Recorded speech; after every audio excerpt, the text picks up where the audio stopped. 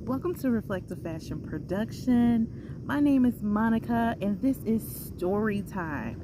So if you're just scrolling through and decided to click on this video, hello there. If you're just returning, I hope you're having a marvelous day.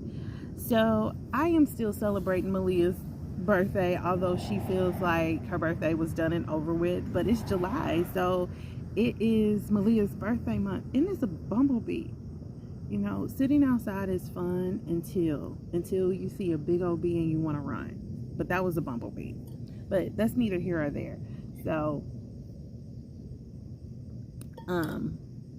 yeah, it's her birthday month. So I'm just really excited. And I want to just, say happy birthday to all of those July people. Happy birthday. I hope you're enjoying your month. Anyway, so I actually wanted to just talk about experiences, like the experiences that you've had. I've recently had something happen to me that had me just pondering and thinking. So in 2007, I had Malia in July on the 6th, and the experience of being pregnant was different for me because honestly, when I found out I was pregnant, I was so far along. Like it wasn't like a pregnancy journey. It was more like I found out I was pregnant. I thought I was pregnant, but then I wasn't pregnant. I went to take a pregnancy test, and then I took a pregnancy test, and that story within itself is kind of funny. But so I'll just tell you, I was working at a kiosk. A girl thought she was pregnant. We all took pregnancy tests, and mine came back positive. I'm like, what? I already took a pregnancy test a couple of months ago and it was negative. Okay.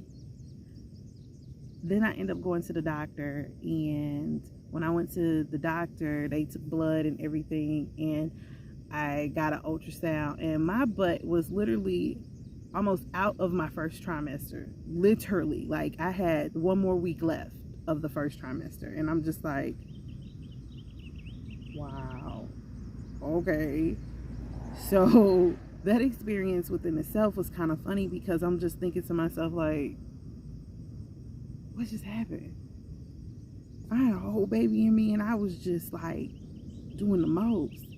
But it's cool, it's okay. And on top of that, Malia's dad and I weren't together when I found out I was pregnant, which was crazy because that story within itself, that's a whole nother story for a whole nother day. And it's my story, it's not his story. It's how I feel about it and what happened. And yes, I was young and stupid and naive, and I shouldn't have did some of the things that I did were just dumb. But overall, it's just like the journey of being pregnant was very hard looking back on it. And it's just like nobody gave me grace, nobody gave me the ability to enjoy being pregnant. It was more like, are you guys getting married? What were you thinking? You're stupid. It's just like, okay, you have 3 options. Like, it's just like, okay, 3 options. What are those 3 options? Which now is just 2, and that's really sad. So when I was pregnant with Malia and I started to tell people that I was pregnant, I was told that I had 3 options, and it was abortion, adoption, keeping it. And the last one was keeping it. Like, I couldn't take care of her. And at this point of my life right now, that's exactly how I feel. With the experience that I've been experiencing, it's just like, what did I get myself into? And why did I bring this person onto this earth thinking that I'll be able to take care of her? But let's go back. So I thought about that. I definitely did when I was pregnant, because at one point Malia's dad and I, we decided that we were going to be together, and then that within itself was just a mess. And so then I started to think about, maybe I should, give her up for adoption, because it's my choice. Like, abortion for me, I was not going to do.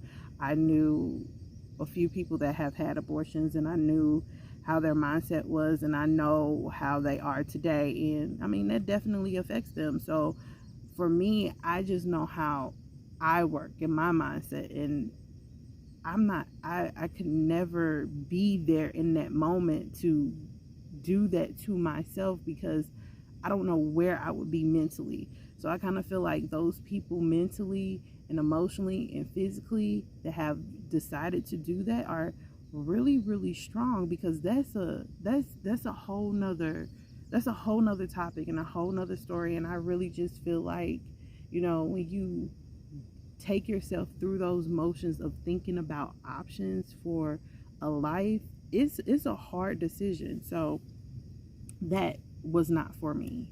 And I did definitely ponder on adoption. In fact, that's when Run's house was really big. And at the time, they were actually thinking about, adopting, because she was having a hard time having a baby. And I was just like, it would be kind of cool to, give my baby to somebody that has enough money to take care of her. And at the time I was 21 and I was in school, and it was just hard. I was just like, oh my God, this is crazy. I don't know if I could do this.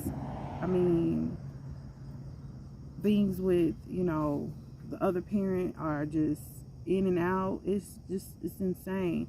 And, my support system, what I chose for myself was really hard. And we could talk about that later. So anyway, so as my pregnancy journey goes, I was working.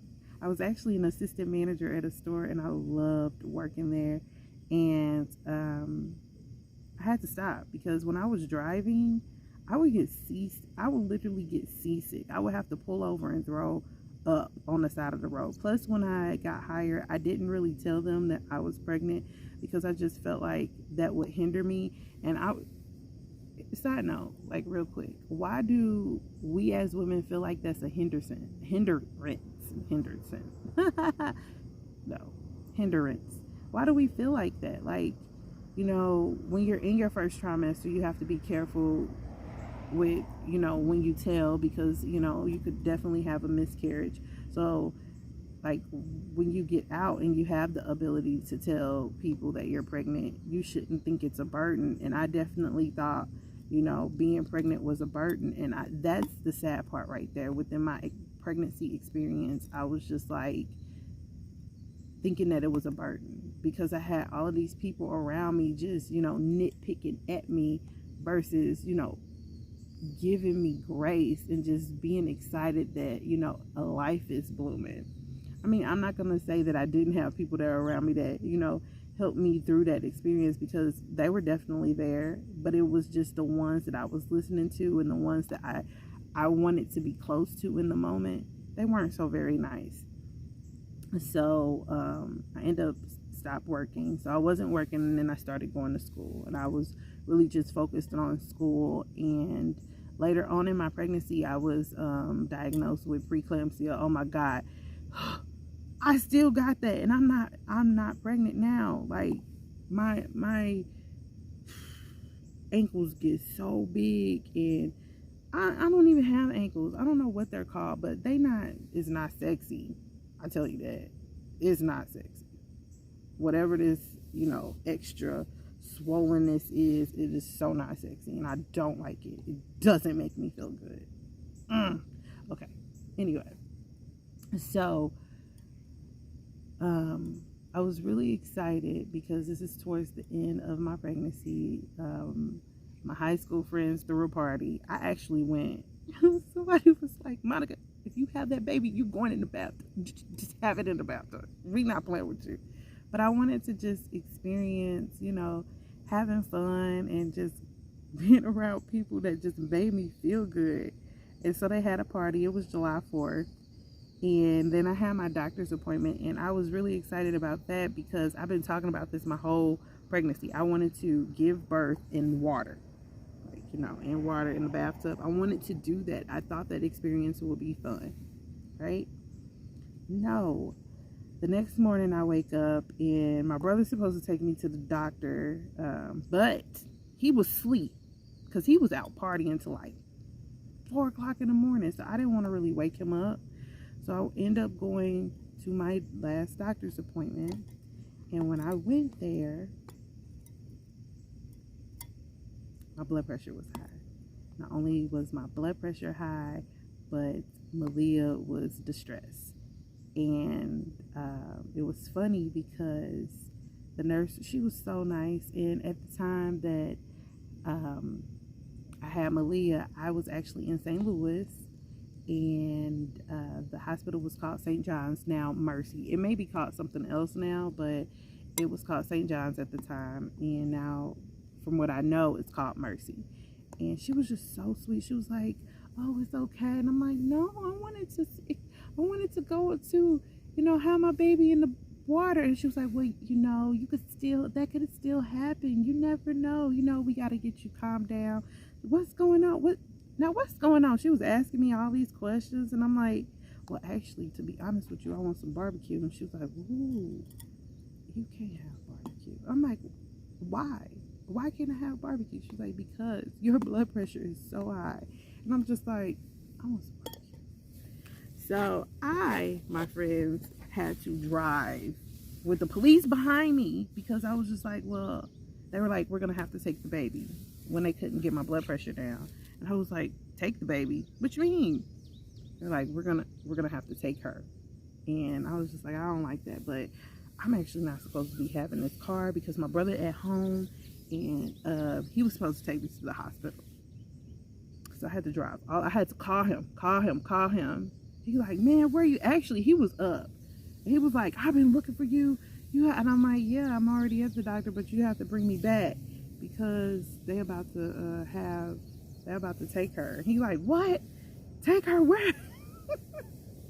So I had to go get him. He took me back to the hospital. And this is the crazy part. Nobody was there. It was just my brother. I think my sister was at her friend's house. And then my mom was in Chicago. And then Malia's dad was, a truck driving at the time. So he was not there. So it was just like, this was not prepared. So I'm calling everybody, trying to get everybody on the line, trying to, get it together. Call my grandma. Grandma's like, "Oh," my grandma's funny. She calls the pastor. So I had to get admitted, and I ended up having a C-section, which was an interesting experience because I definitely remember being like, oh my God, I could feel that. Like, I could feel everything. Like, they were just touching everything. It was just not cool. And then I see her go. And I was like, "Oh." And my mom was like, "She's here, Monica." And I'm like, "Is she ugly?" That was the first thing I said about my baby. Isn't that crazy? And when people say, "What? Why would you say that?" First of all, when I was pregnant with Malia, I did not feel good. I did not feel like I was beautiful at all. Nobody said that to me. Well, I'll take that back. It was other people that said that to me.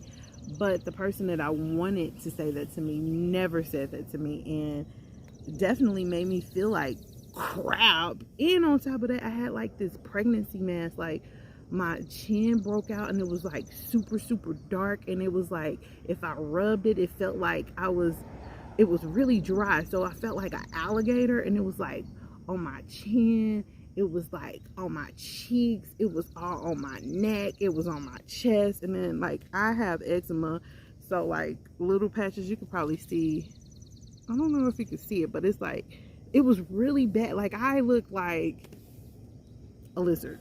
That's what I looked like. I was just like, and then like, I'm kind of like, I would say that I'm brown. Like, I'm a brown color, but it was like a growth on my body, and it was extra bright. Like, it was dark brown. It was dark chocolate on top of me. So it was just like, I didn't feel good at all.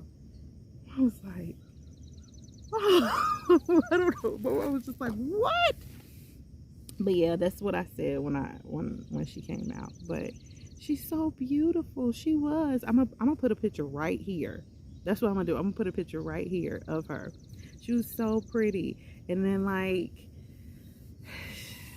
here we go with the experiences. So at Mercy Hospital. That's what I'm gonna call. For the sake of this video, I'm gonna call it Mercy. It was St. John's, but I'm gonna call it Mercy.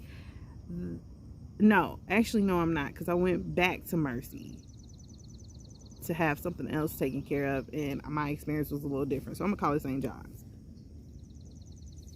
So at St. John's, like, everybody was so nice. Everybody was just like, even the lady that came in the room, and she was like, I need you to sign these papers just in case your son needs to be circumcised. What?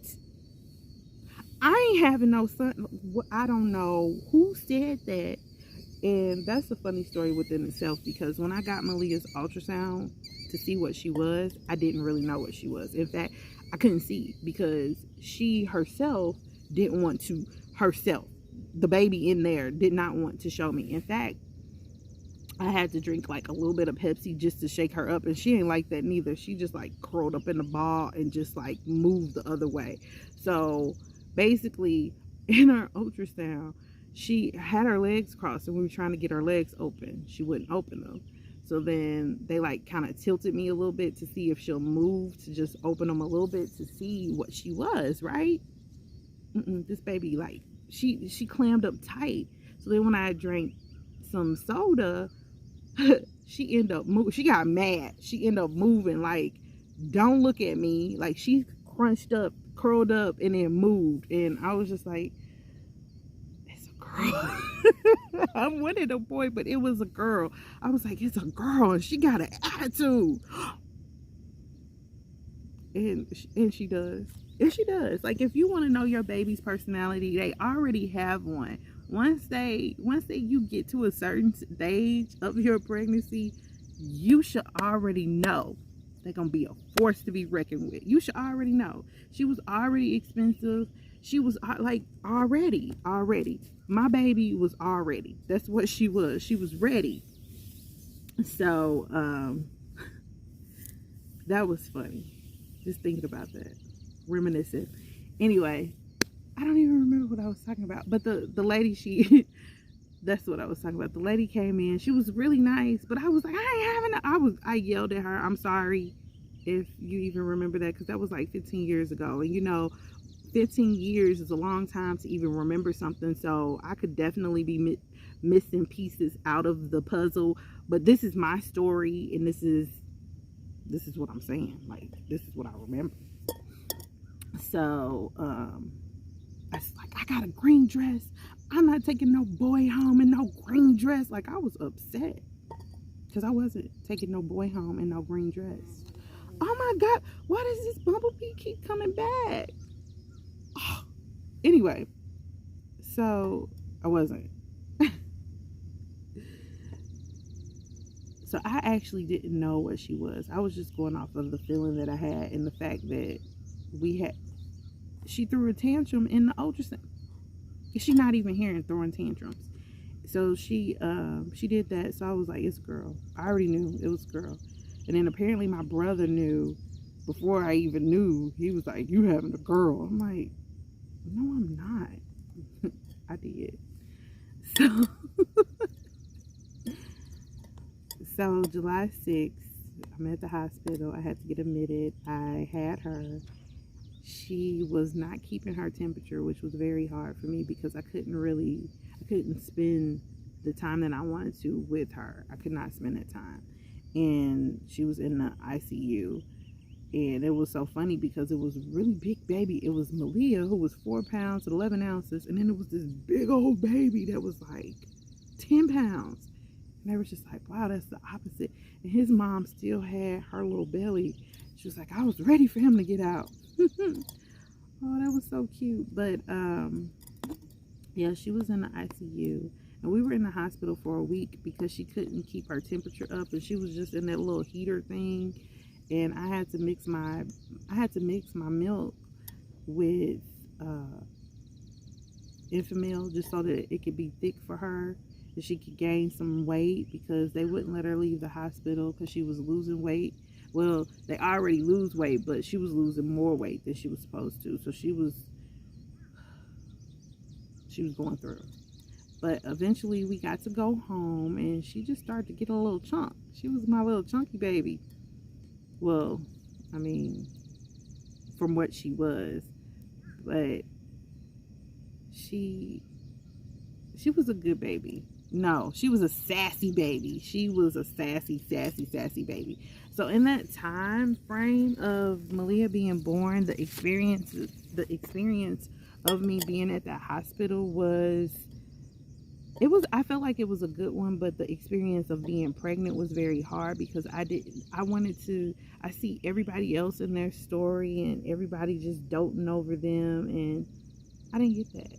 I definitely didn't get that. And I don't know if it was because of the way that I presented being pregnant. And that's another thing, like how you present yourself and what you say and the people that you have around you.